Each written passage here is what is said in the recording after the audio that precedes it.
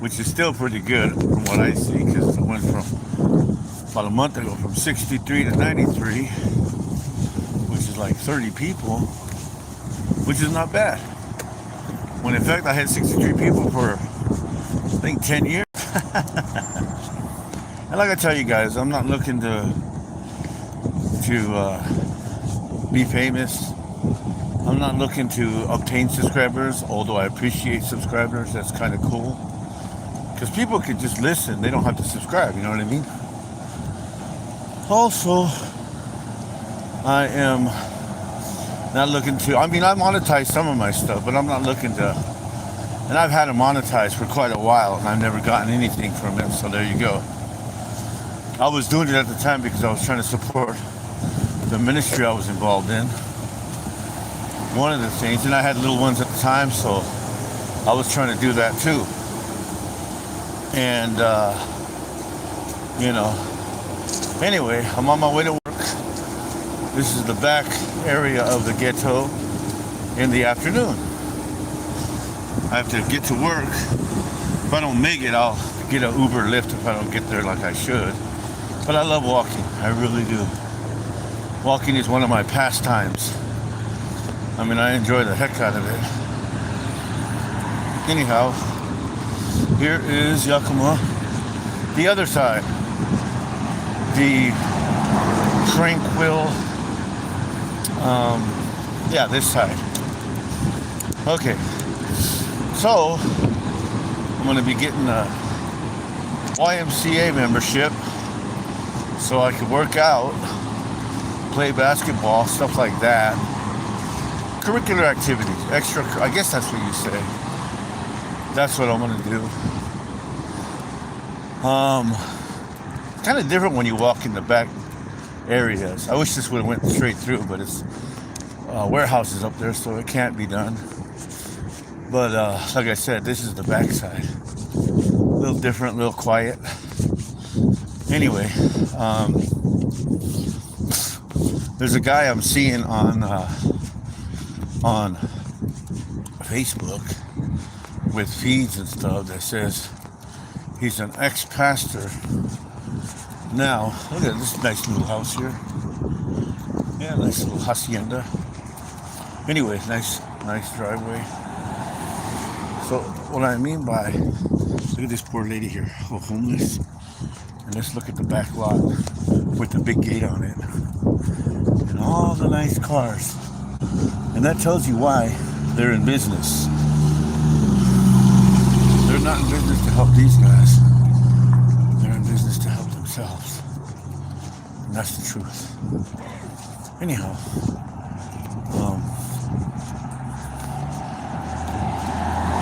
I'm on my way to work. And I was talking about that dude.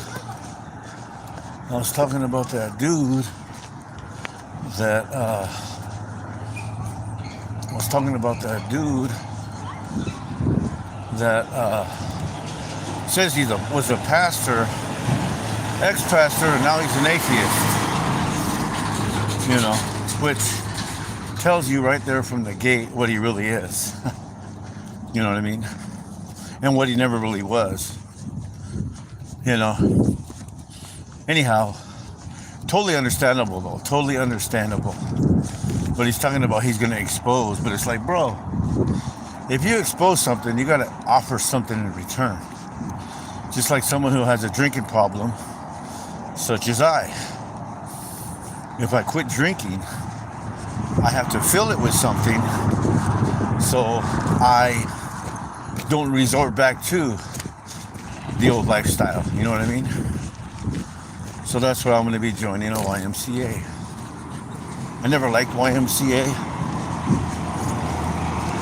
Young Men's Christian Association or something like that. And then they got the YWCA too. And it was initially started to help people.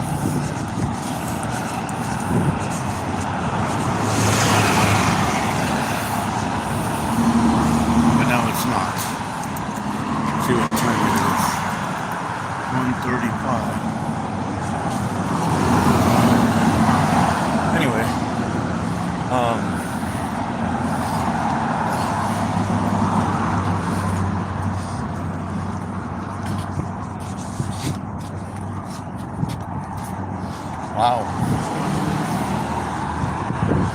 That's different. But this is the main ave. This is First Street. This is where people steer clear from. I don't know why. You know, I mean, don't get me wrong. Yeah, it's kind of scary in respect of.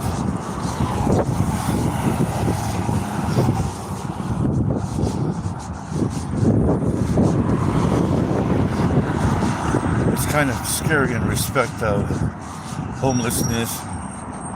Look at that person at the drug addicts.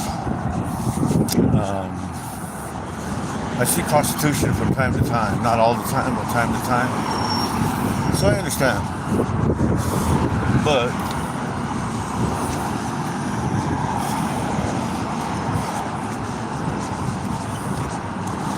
this is it. This is... Anyhow, going back to the guy. So he is trying to unexplain what he supposedly was taught. Okay? Now here's the thing, folks. The denominations of the world are in fact just that. A part. They're not the full. You see what I'm saying? So if you're in a denomination, watch this. Even a non-denominational is a denomination. It's a non-denominational denomination. That's what that is. And so here, if you only get a part, you're not getting the full information. Just like people call it free will. And I'll disprove all that right now. But they say that God gives you free will to choose Him or not. Okay? And that's not true. I'll tell you that right now. That's not true.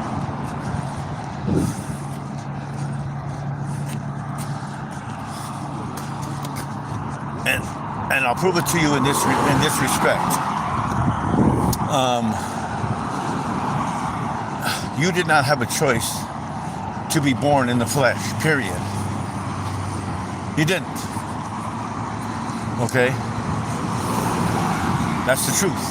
That's the bottom line truth. You did not have the choice to be born in the flesh. Okay? Now, free will. Okay, hello to all my subscribers. How you doing today? Shout out, thank you. I love you.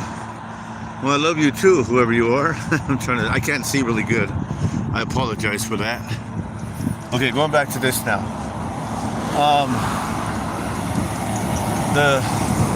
The free will thing is not true at all. Okay, I want you all to know that. Now watch. What is involved in choice? I'm going to tell you what is involved in choice. Okay? I'll give that to you. What's involved in choice? Now, people will say, well, choosing. That's not true. You know, most people don't know what is involved when you make a choice. Or, you know, when you're deciding.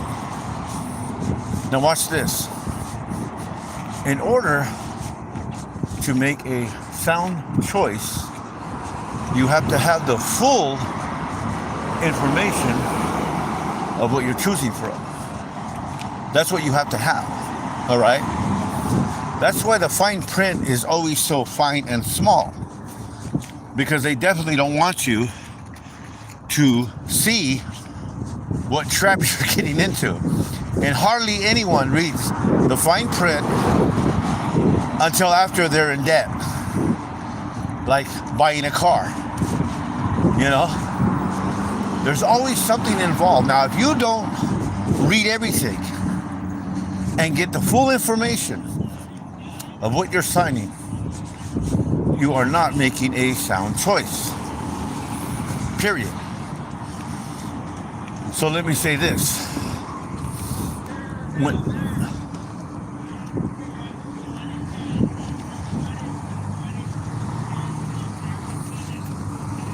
Here, this guy trying to tell people about up there and down there. Most stupidest thing they could ever say.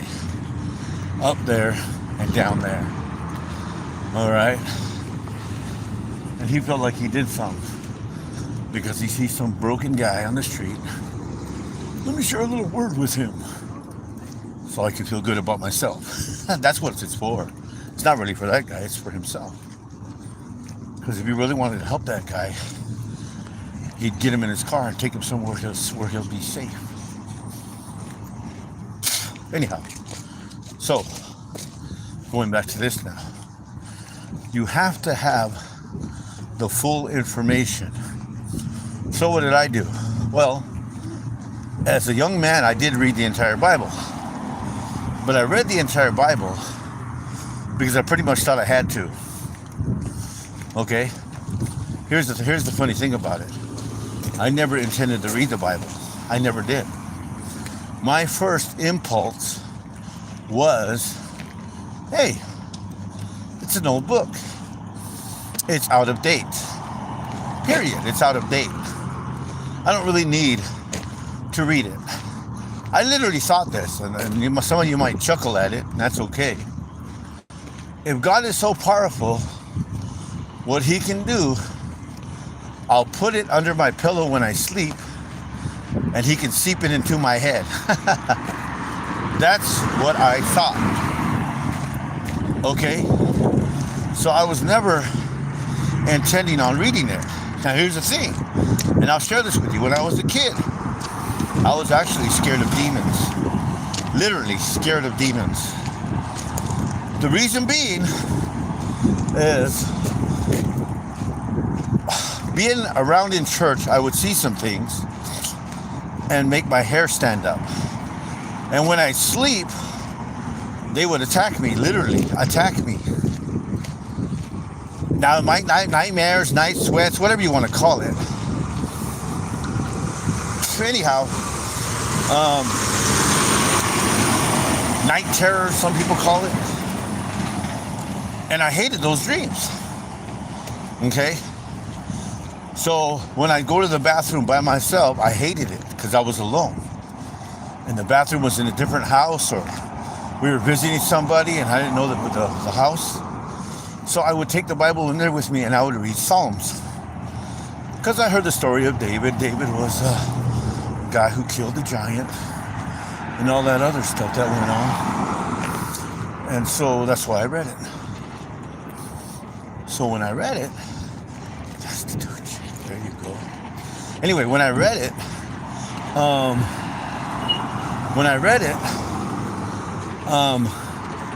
I felt good. I felt really, really good about it when I read it. Anyway, so it would kind of scare the demons away, I thought. Okay, so that's why I read it. So I read Psalms. Then I watched the movie The Ten Commandments, and I wanted to see for myself because that was a pretty interesting movie. So I read the Exodus.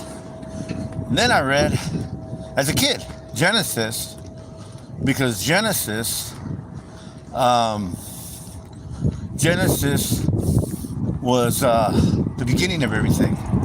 So I thought, okay, I'll read that. I'll read Genesis. So I did. And that's and Matthew, I like Matthew, especially chapter 4, when Jesus told the devil to hit the road. I like that.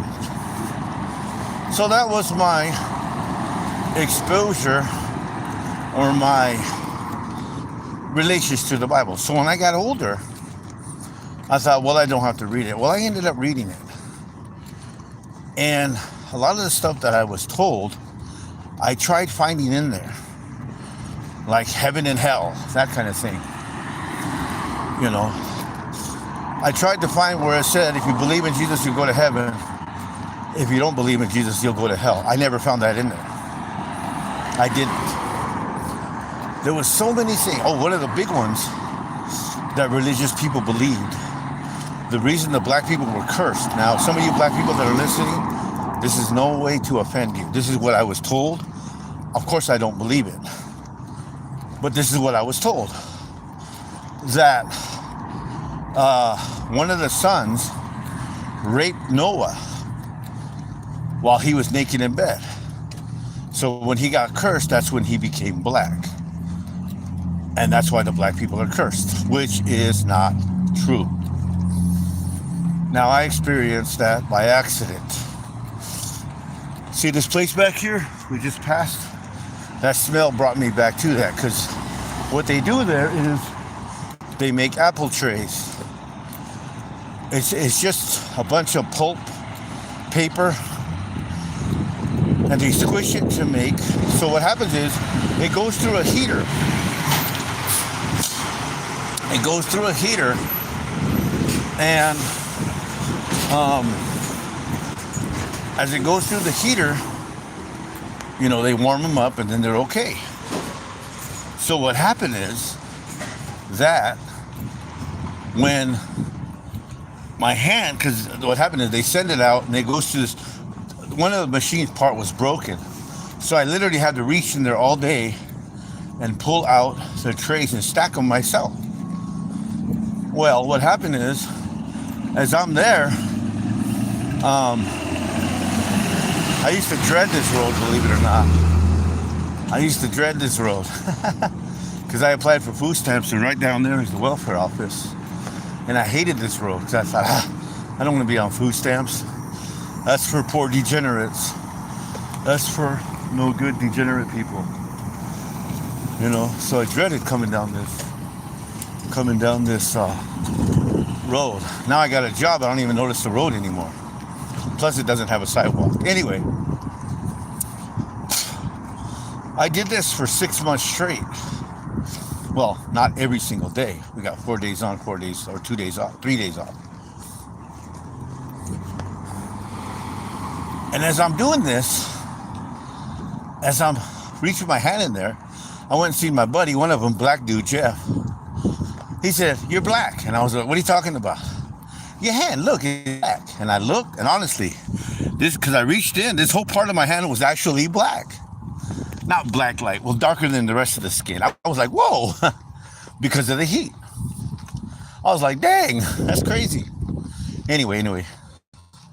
So that's one of the stories I was told, that the son of Noah raped his father, so he was cursed. And it wasn't true. It's just funny how hatred of a race. I know people like to call it racism. I don't call it that. It's just pure hate. Would make people use the Bible to justify their hate. Okay. Anyhow, going back to this now. Read the entire Bible, and I'll tell you something. 99% of what I heard from the pulpit is not in there. So then I started disagreeing with him. I said, "No, it doesn't say that." And I tell him, the leadership, man, they ousted me. They cursed my name. They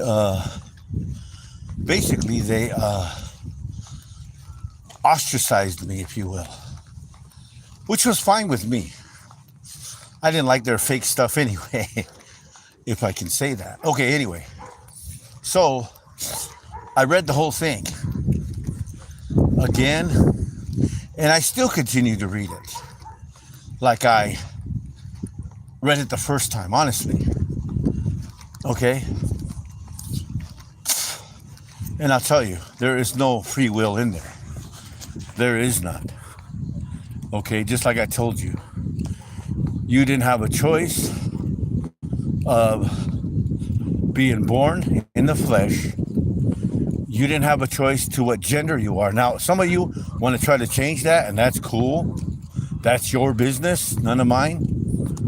But the fact of the matter is, you're still a male, you're still a female, whoever, that's the truth. I know how you feel, and that's okay. But the bottom line is, your chromosomes tell you you're male, Your skeletal frame tells you you're a male, such as with the female also that wants to be a male. Your chromosomes tell you you're a female. Your bone structure tells you you're a female, period. So that's two things right there that tell you your feelings, okay, fine, are lying to you. And I'll prove it. Again, if you choose to do that, by all means. That's your business, you can do it. But I'm gonna share this because you got all these people lining up and don't get me wrong, that are saying, oh, I feel this way. Well, I'll tell you what, we're all gonna have feelings. It's kind of funny because I'll tell people, you know something? And some of them get upset. But I tell them, I'm part female. And they're like, what the heck are you talking about? I said, well, my mom is a female. I'm part of my mom. And then they go, oh yeah. You see what I'm saying? So let me go back to feelings. If feelings are okay, then in fact, murderers should be let out of prison because they felt like killing somebody because it was based on a feeling. You see what I'm saying? Now, again, if you choose to do that, kudos, not murder, but male, female, female. If that, the kudos for you, awesome for you. I won't point my finger at you and none of that stuff, but I'll make points about it. You know, it's kind of funny when I was ordained for a United Church of Christ church, they told me, you're going to officiate weddings that involve homosexuals and lesbians because we allow that. I said, okay. I said, but I'll have to tell you something. If they want to keep that lifestyle, don't bring them to me. And I'm not saying right or wrong. I'm not saying bad or good. That's not what I'm saying. I said, if they want, I tell people this, honestly, when I go and I speak at places, I tell them, okay, if you want to continue to party, do drugs, whatever, leave now. Don't listen to me. Because I'm going to ruin your party for you. I'm going to ruin your drug stuff for you. So if you like to be that way, don't listen to me anymore. And I tell you guys that too, the subscribers. Because I said, what's good? And I told the guy that he was the leader of it, the synod, they called it. I said,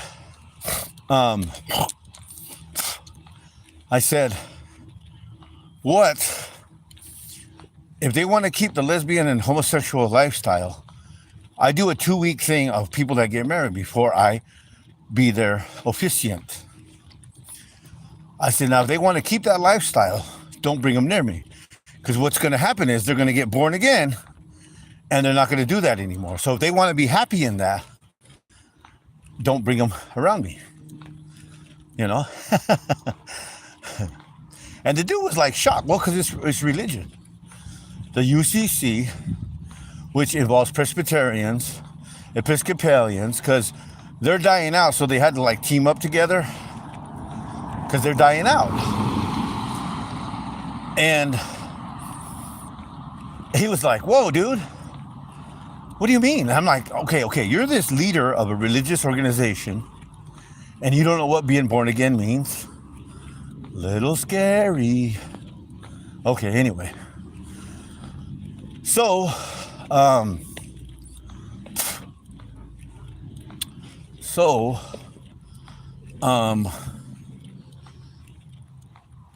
getting back to this, when I read in there about a lot of things, okay, I was shocked as to how much stuff people talk about on Sunday, and it's literally not in there. And like I told you before, people get mad at me for that. Now, I'm not trying to dispel anything. That's not what I'm doing. Okay? I'll give you an account, a little story. So Jesus told the Pharisees who basically were hardcore commandment guys. You know, you better do this, you better do that, you better not do this, that kind of stuff. And he basically told them, you said, well, God said, honor your father and mother. Whosoever honoreth not his father or his mother, let him die the death. He said, but you say,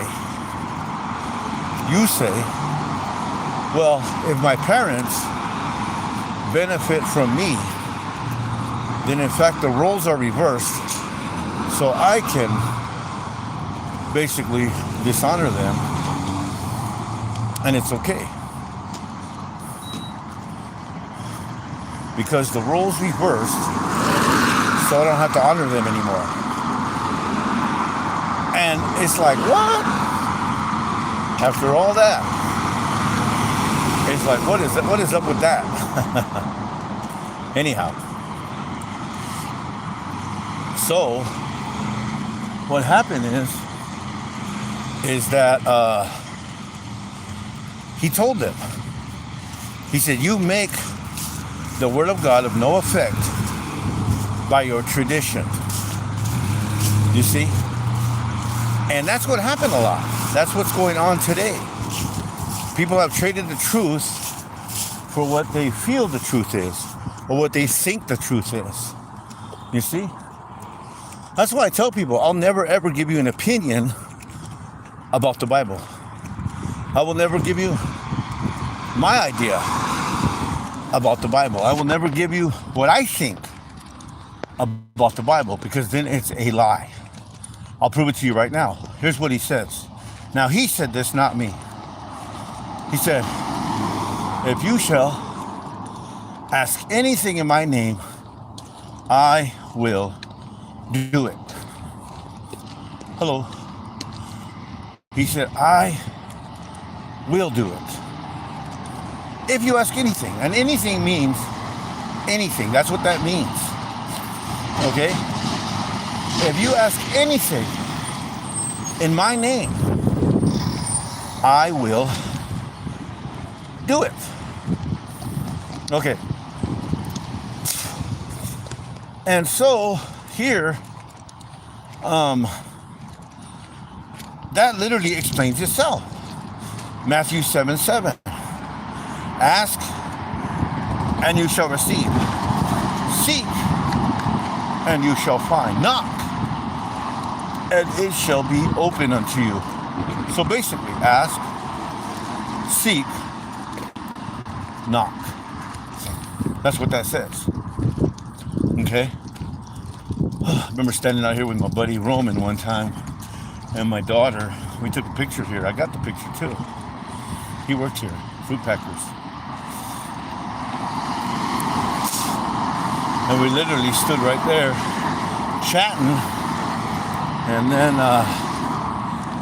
then I got a picture of it. Anyhow, going back to this now.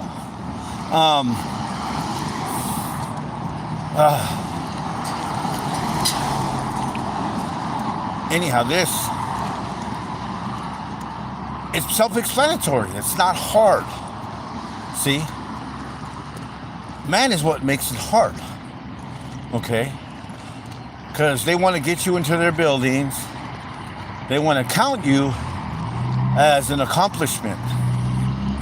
They want to number you and take your money so they can live a lavish lifestyle for talking maybe for 45 minutes on Sunday, maybe a half an hour, maybe 15 minutes. And that's sad. Okay, going back to this now. So I read the fine print, and the fine print doesn't say what they say it says. I'm gonna tell you that right now, all of them, every single one of them. Okay, what do I mean by that? Okay, let me show you something.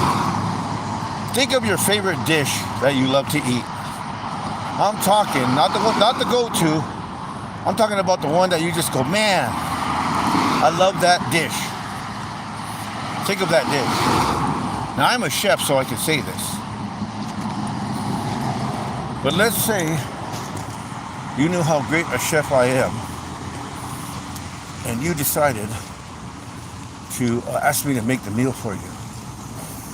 Cool. I'll make the meal for you. So I'll make the meal for you. Why not? Why not? I might be late. This is the first time I might be late. Might have to catch a Uber. Yeah, because I'm like 5, 10, 15, 20. Well, I might make it on time. We'll see. Lights are right there. I might be late. Anyway, so going back to this. I make the dish for you. Now remember, this is your favorite dish. I make the dish for you. And you're about ready to eat it. And you smell the aroma and you're like, oh man, this tastes so good. I know what it tastes like. And it smells so good. It's got to be good. Then you ask me, hey, how'd you prepare it? And I say, oh, from a toilet bowl. Immediately, you're grossed out. Immediately, the food is gross and ugly and terrible. That fast. But then I tell you, no. I cleaned it with bleach. I scrubbed the heck out of that toilet bowl. And so, it's good. You wouldn't care. Because that food is now tainted. So let me say this. Anytime man puts his ideas, his impulses, his feelings, his or her, into what God said, now it's tainted. See? That's why I won't do that to you. Never will I do that. I remember one time, so my kids' mom, honestly, this happened. Literally happened. But every question she asked, I'll tell you how her and I met, just to give you an idea. And this really happened. It's not me. And if she's listening, I'm not trying to win you back or any of that stuff. I'm just sharing a story that I remember. Okay, so there was this little church I would preach at. I would preach there. And I told my friends, I said, well, let's go to this one church. It was another church I used to speak at. It was a Presbyterian church. But the other church was not too far from there. So I told them, well, let's... And that church was closed. So I'm like, oh, wow. So we went to the other church, not the Presbyterian. The Presbyterian church was the one that was closed. So as we're coming up the hill, there's the kids' mom walking down. Oh, look, it's her. And we said, hey, where you going? She said, oh, I'm going to church. I said, oh, we're going to church. That one's closed. You want to go with us? She hopped in. So we went to the church where I usually preach at. And the owner of the building, Jim Halverson, he come to me, he said, oh, I got somebody from Oklahoma going to speak today. Oh, no, that's fine. Whatever. But I always shared with him, if you get somebody to speak, please let them tell truth. I don't want to hear baloney. I can turn on the TV and hear baloney. I can turn on the radio and hear baloney. If I take an hour out of my day to come to a building to hear about God, I want to hear about God, not the dude. Fine. So he tells me, he says, yeah, this guy. So we're going to let him, I'm like, go ahead, let him speak. And I'm telling you, it was all baloney. I always call it coffee conversation. So I'm upset. I walk out the building. And he knew, the owner of the building, Jim, knew I was upset. And so, I don't know if there's anybody behind me, honestly. And here's what I said. I said these words. That wasn't preaching. That was coffee conversation. And she's behind me. I don't know this. The mother of my children. She's behind me. And she says, well, who do you think you are? I mean, she literally said that. Who do you think you are? Here's what I said. I may not know who I am, but I know who I'm not. And I'm not a guy that falls for baloney. And I'll share with you guys. There's a lot of stuff in me that is no good. I'll tell you that right now. I do hate. I do have pride. I do, have things that are not good.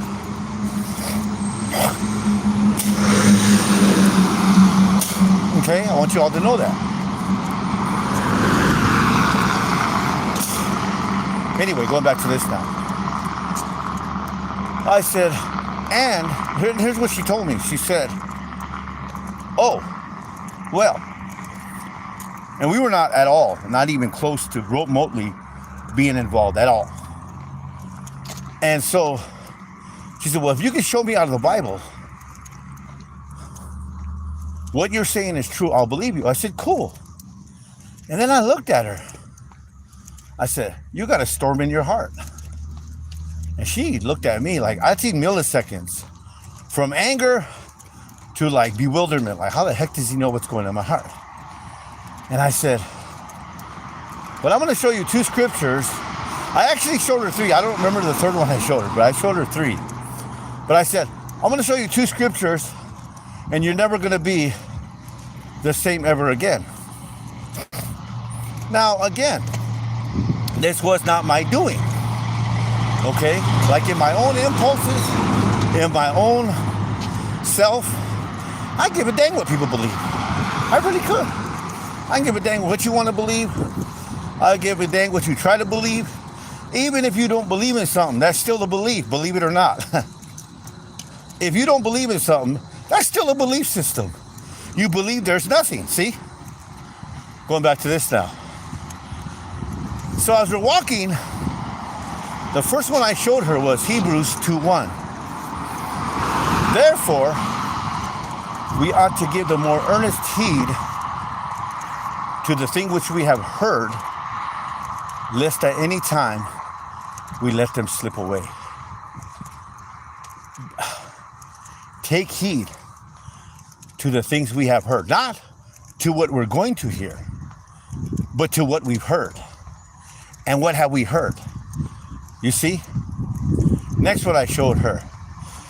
This is, I believe it's 2nd or 1st Corinthians 11:3.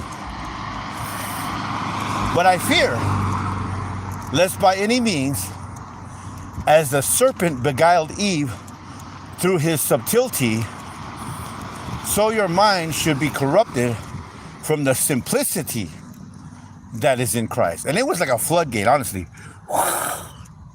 Like a floodgate opened for her. Like torrents of water just came rushing out. Big time.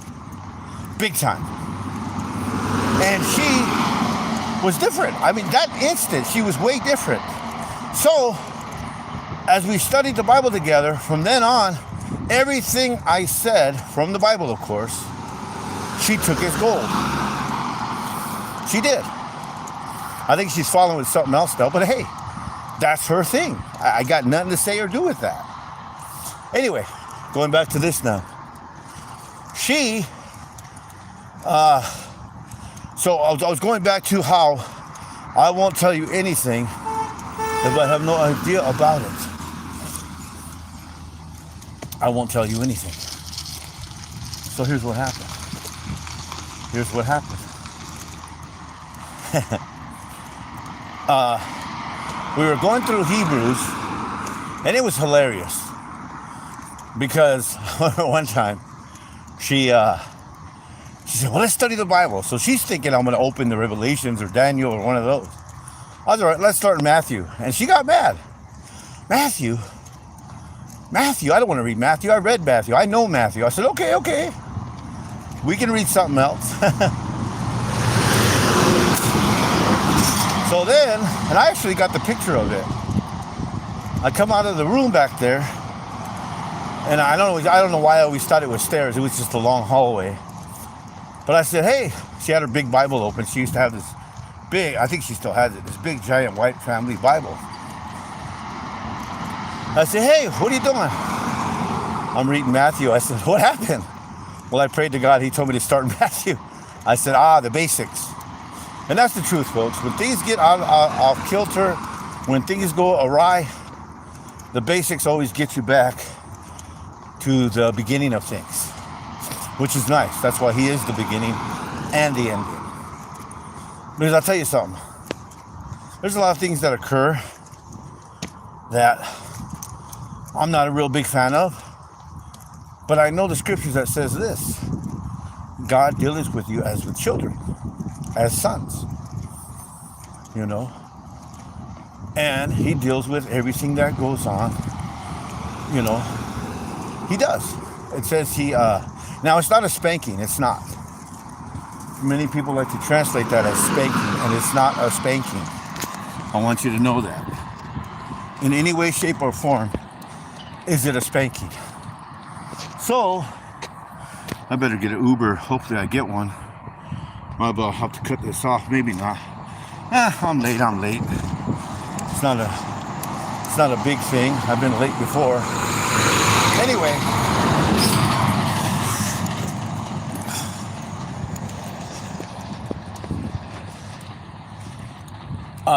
Going back to this now.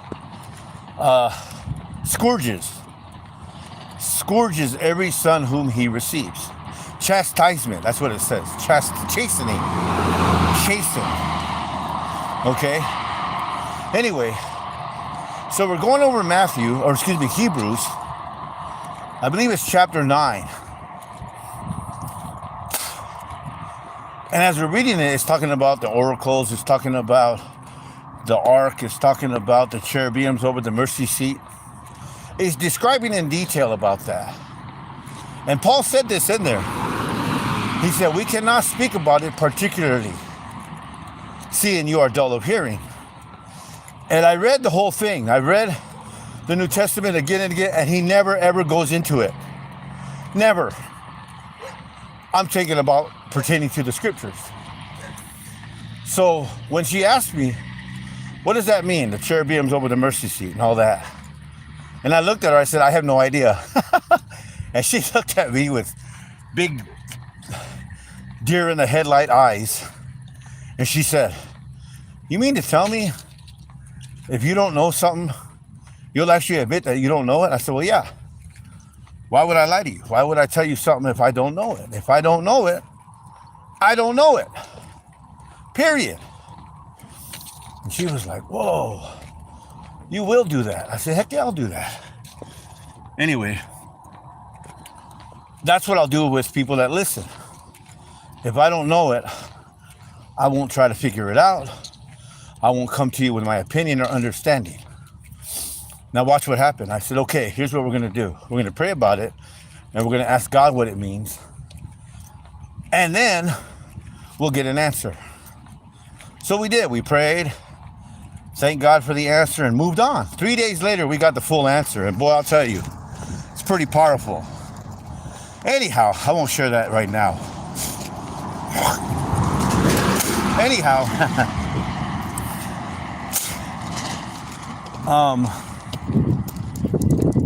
that was a crazy time, you know. Anyhow, going back to this now. Whew, I tell you.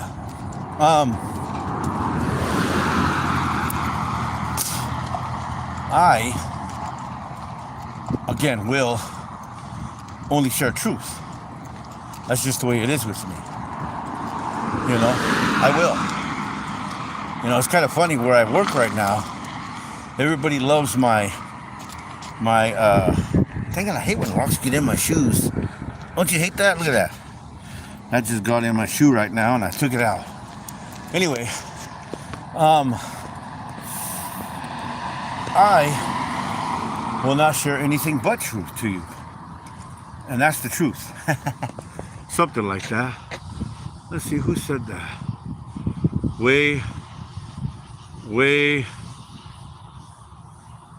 Wayne Harton. I guess Wayne Harton loves me. Okay, cool.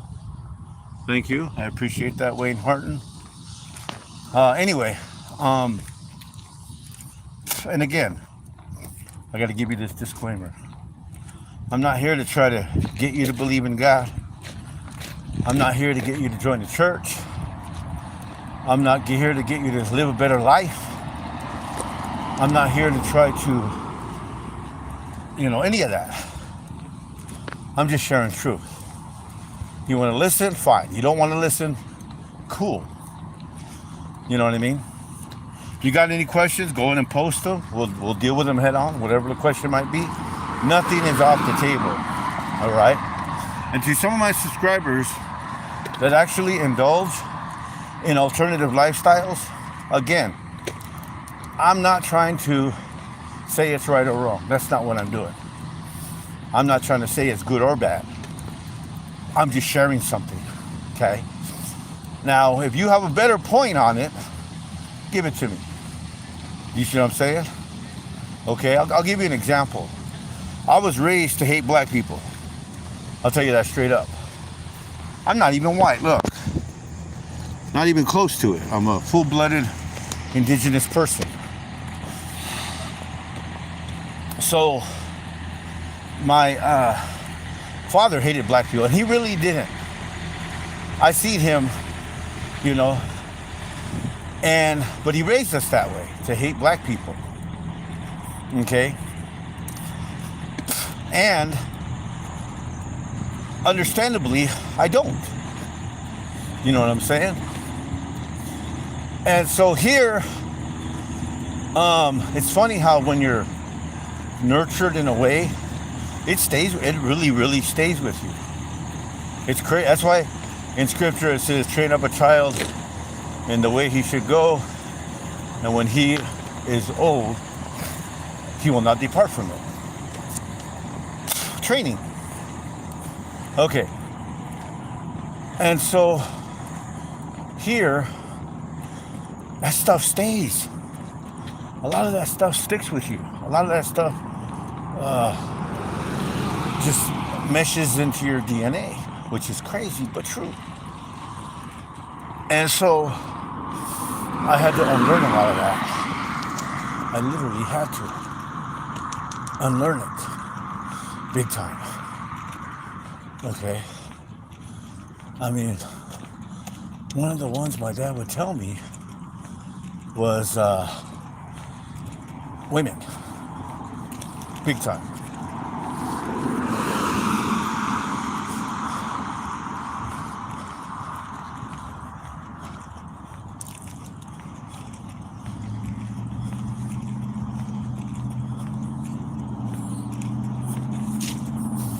And so his idea was that, here's what he said. He said, if you have a wife, have 4 girlfriends. That way, if your wife gets mad, you can go to this one. If that one gets mad, you always have somebody that likes you. That never sit right with me. I don't know why. I was like, okay. And he was alone at this time. I mean, he was literally by himself. He didn't have anybody. He's gone now. He's passed away in 2005. I believe it was July 13th or 21st. It was the month of July, though. He passed in 2005. I have no idea where he's buried. I didn't go to his funeral. A lot of you out there will probably get mad at me for that, but hey, you know, I told him before he died, I'm not going to your funeral. I don't even know where you're going to be buried. He said, oh, don't worry, I'm not going to be there either. That's the kind of humor he had. But that's what he told me. So when I got older, I looked around his house. I said, hey, tell me again about the wife and 4 girlfriend thing. How did it work out for you? Because you seem to be alone. Then he'd get mad at me, you know. And he was a bragger because he had a lot of kids. I mean, he had a lot of kids. So he'd always get with women to have kids with him. And I told him, I said, hey, Dad, how did that work for you? Because I don't see anybody here. You know what I mean? And he'd get mad at me, try to tell me some crazy thing. Let me see what time it is. Oh, I'm 5 minutes there. Oh, I might make it on time. 5 minutes there. 10 minutes I got, because you gave me 5 minutes leeway. Anyhow, yeah, he did that. And he got mad at me. But see, a lot of the stuff that he had, I had to unlearn. I had to unlearn that it's not good to beat your kids. I had to unlearn that, oh wow, they're trying to find Lewis $2,000. Poor Lewis, he's probably dead. Anytime there's a cat missing, he's probably dead. That poor guy. Anyway, whew, it's pretty warm today. And so, here I go to work. This is work. Oh, you guys are with me? Maybe. A while. And, you know, I was always one to try to be a rebel. And that's the truth. You know, I never liked authority. I never liked people telling me what to do. I never liked that. I hated teachers. But growing up, you do have to subject yourself to certain instances. You see? How did it say? The law is for the lawless. Okay. So, here, having said all that, I will share with you the truth. I definitely will. If you have questions to ask, bust them out. We'll tackle it. You know what I mean? I'm grateful for a lot of things. I'm grateful for my job. Really am. I'm grateful that I can earn an income where I can pay for my shelter and pay for my shoes, eat, things like that. You know, I'm grateful for all those things.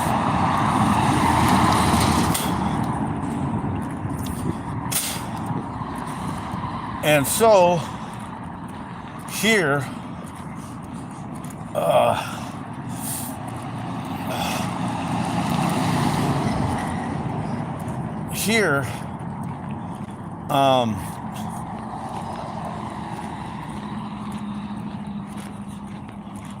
Charles and okay, anyway, I'll go back to this now. Here I'm wandering off in my head. Sorry.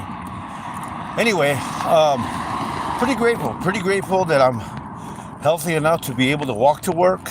See? You can see my shoes. Shoes are pretty comfortable. Dr. Scholl's. I got them for like $4 brand new. So I'm grateful for that. I'm grateful, you know, for those things. But more than anything, the kindness and grace and mercy of God. Now, please bear with me.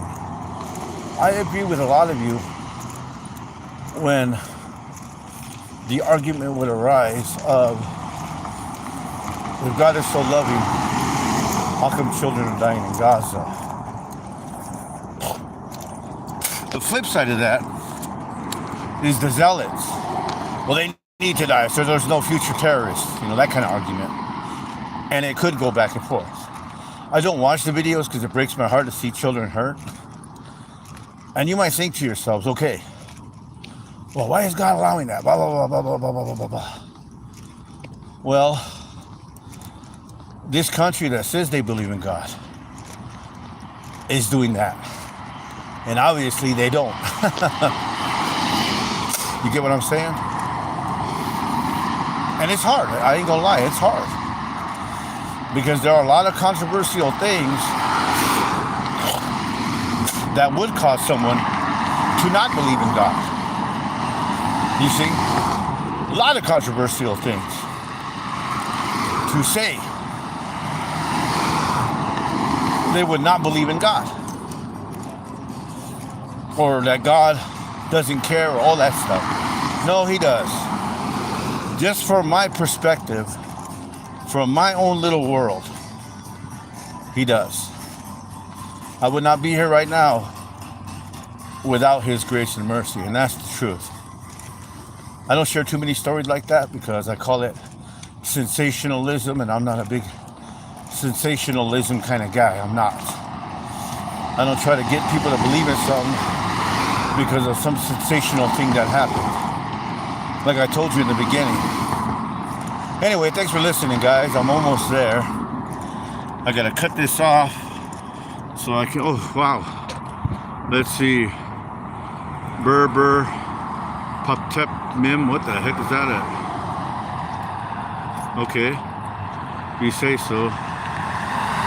JK. I'm not religious. No, I'm not religious either. in any way, shape, or form.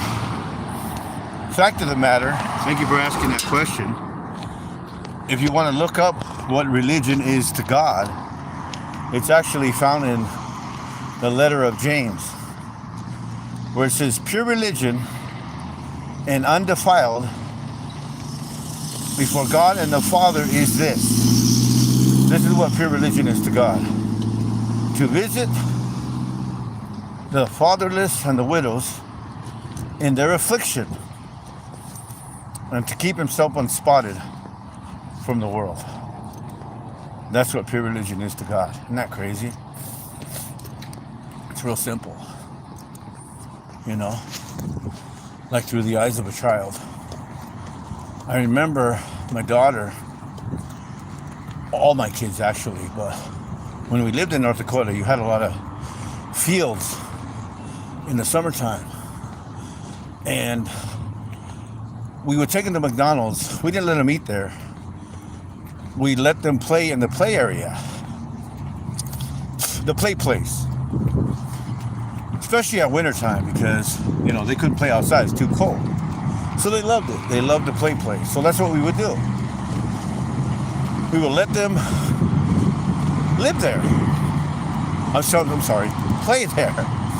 And so here, when we drive to Minot, which is the town that McDonald's was in, from the reservation, which was 50 miles from there, we would always pass by this field of cows.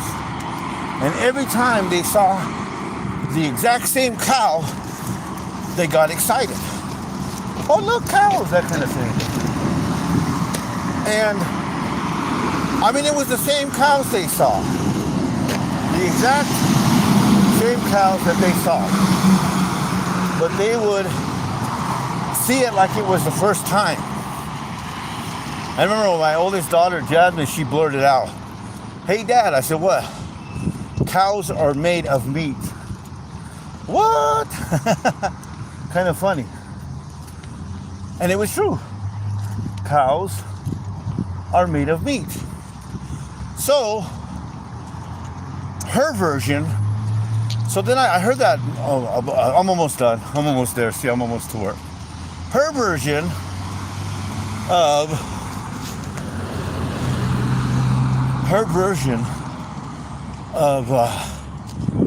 oh no, this music, I'm sorry, this song I heard where it said, live like you were dying, or live like it was your last day. And I thought, well, that's not a good way to live. And the reason being is if you feel like you're gonna die,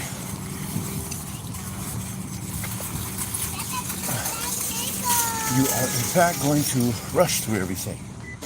But if you live every day like it's your first, then you'll enjoy everything like the eyes of a child, pushing through and witnessing it. Okay, I'm gonna head out now. Thanks for listening. Appreciate it. Is that you, Amanda? What up? How you doing?